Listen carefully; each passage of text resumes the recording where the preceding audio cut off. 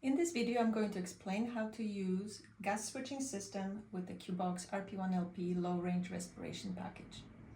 When you receive your Q Box with the gas switching system, it's for the purpose of making measurements on multiple samples. Qubit Systems offers two types of gas switching systems for this application, either 4-channel or 8-channel systems. And we also offer systems enhanced for doing both stop flow and open flow measurements, and we offer standard systems which only do open flow. In this video, I'm going to explain a 4-channel system and the setup of a 4-channel system with the Q Box. The Q Box, I've already explained earlier how to set it up and calibrate. However, when you receive a Q Box for operation with the gas switching system, a couple of components will be different. The first one is the gas pump is going to be a higher flow gas pump, in this case QP651, which will be able to provide sufficient flow for multiple channels. And the digital control unit replaces the DCU controller, solenoid controller, which is present in a standard Q Box. The key components of the gas switching system is the gas switcher itself. In this case, it's a stop flow gas switcher, which can be set up for both stop flow and open flow. This gas switcher has inputs on the back for the stop flow solenoids, which I will explain later. Then we have a gas flow control monitor. This is a manifold, sorry. This is to set the flow of gas that's entering each chamber, and the control manifold needs to be set up with a low pressure gauge, so the pressure behind each of the rotometers is maintained stable, and that will help to adjust the flows on each channel independently without affecting the other channels. So the first thing that you need to do when setting up the system, the gas switcher has 3 RCA cable input, which needs to be connected to the digital control unit. The cables are labeled D1, D2, and D3. They need to be plugged in that order here. The digital control unit itself is connected to Lapwis Mini 2 inside the Q Box here, where the DCU solenoid was connected before on the Digi1 of Mini 2.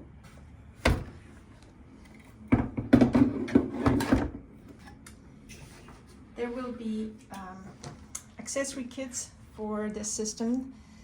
For the gas switcher, there are push on and pull quick disconnect pieces of tubing.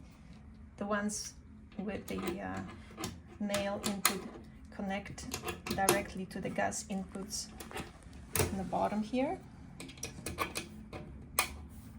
and then the one with the female connector goes to the analyzer out. An analyzer out is what we connect to the Q Box. There's going to be tubing which is already pre-cut for you, and extra tubing so you can set this up for your specific application. So the gas output will be connected to the flow monitor. It's very important that both the flow monitor and the gas pump are fully open.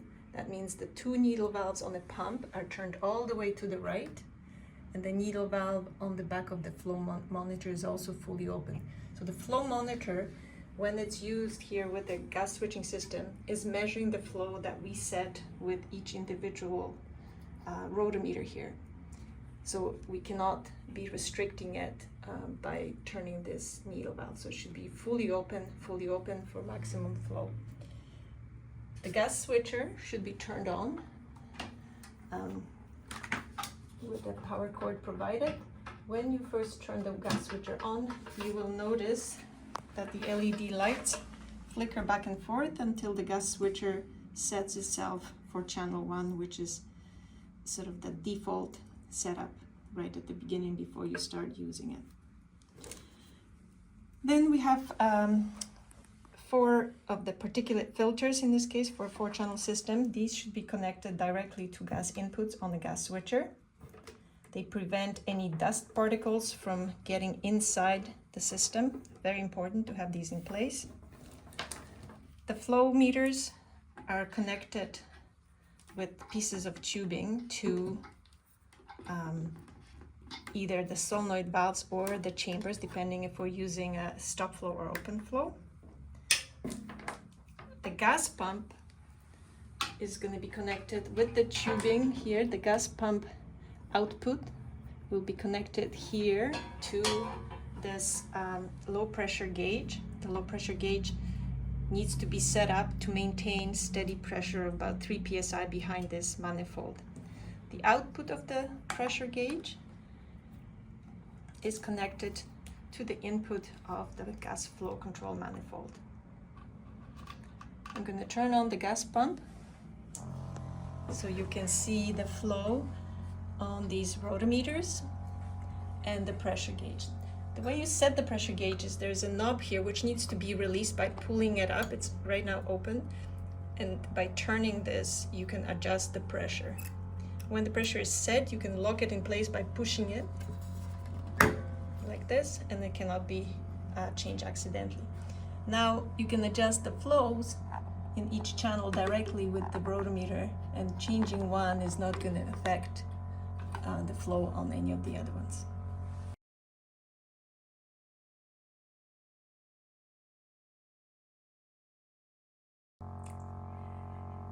To set up the system for open flow measurements, we need our chambers for the animal, with the animal. In this case, I've got these chambers here in place. It's important that the temperature probe port is plugged in on each chamber. We're not using a temperature probe in this system here. This little plug is provided with each chamber. Channel 1 on all our gas switching system is always our reference, so you do not need to have a chamber on channel 1. You can connect channel 1 directly to the input, to the output of the rotometers. So the gas, the reference gas, is always flowing through channel 1. And channel 2, 3, and 4 are connected to the chambers. So you're connecting the flow of from the flow meter to the input of the chamber, and the output from the chamber is going into the gas switcher.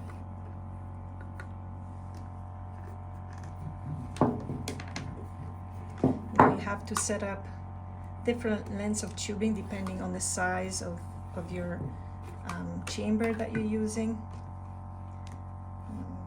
This way. You cannot mess up this because the connectors, the lure connectors, are already set up male, female, male, which is used for gas going out, female, which is used for gas going in. Okay, so we have now the 3 channels with animal. Channel 1 is our reference. Now this is the time where you go to your experimental setup file. Both systems, open and flow, have different experimental files. The open flow setup is what I'm doing right now, so I'm going to open that experimental file. When you first open the file, just like with the Q Box RP1LP on its own, you should open it before connecting data cables, the USB data cables, to the Q Box. So the cables are currently connected to the computer, USB 1, USB 2, but not connected to the Q Box. So we need to do this in order for the software to recognize all the sensors in the correct order. And you will see when you connect USB 1, you'll see a sensor confirmation window show up and a star in the top menu which indicates the connection is successful. And then you connect USB 2 and the second star will appear. and you have to now proceed to selecting and connecting the sensors themselves, because as you can see here, the only sensors that have been connected automatically are listed inactive sensors, and that's a stainless steel temperature probe, and then the digital control unit is automatically connected, whereas all the other ones have to be connected manually. The CO2 analyzer, as for Q Box by itself, is on channel 1, mini 1. You click connect. The analyzer, oxygen analyzer pressure is on channel 2 of mini 1. Click connect. The oxygen sensor is on channel 1 of mini 2. Click connect. And the flow monitor is on channel 2 of mini 2. If you forget which channels these should be on, there's a sensor connection window on the side which reminds you. This is just a text box which shows where these things should be connected. So right now everything is connected, and you can see the readings are showing up here in those meters, and also you can see them at the top of the menu. So everything is ready to go. Of course, before proceeding with any experiments, one should do the calibration of the gas analyzer CO2 and O2 as described in the videos for Q Box RP1LP.